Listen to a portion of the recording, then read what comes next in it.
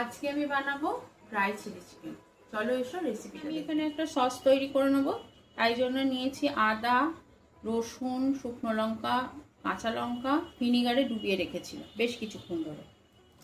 দিয়ে দিচ্ছি এর মধ্যে টমেটো সস।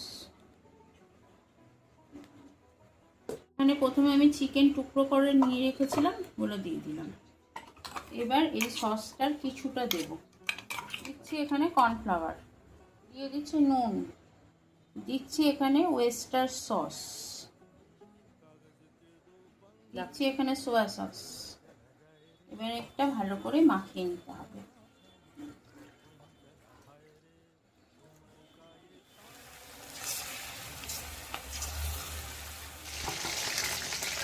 এখানে আমাদের চিকেন পকোড়া রেডি হয়ে গেছে।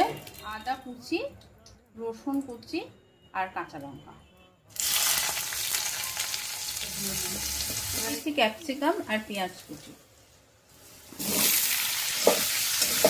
ক্যাপসিকামটা নরম হয়ে গেছে। এবার আমি দেখি মিক্সিতে যে সসটা করেছিলাম এর মধ্যে একটু জল দিয়েছি, দিয়ে এটা গুলে এটার মধ্যে দিই, পেঁয়াজের মধ্যে এই ওয়েস্টার সস, সোয়া সস। এবার এটা নেড়ে নিলাম। এর মধ্যে এই ভেজে রাখা চিকেনগুলো দিয়ে দেব। এবার দেব গোলমরিচ গুঁড়ো। এটা একটু লো ফ্লেমে চাপা দিয়ে রেডি হয়ে গেছে আমাদের ড্রাই চিলি চিকেন।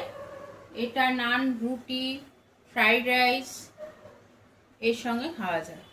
এটা স্ন্যাক্স হিসাবেও খাওয়া যায়। খুব গরম আছে, এটা টেস্ট করে দিই।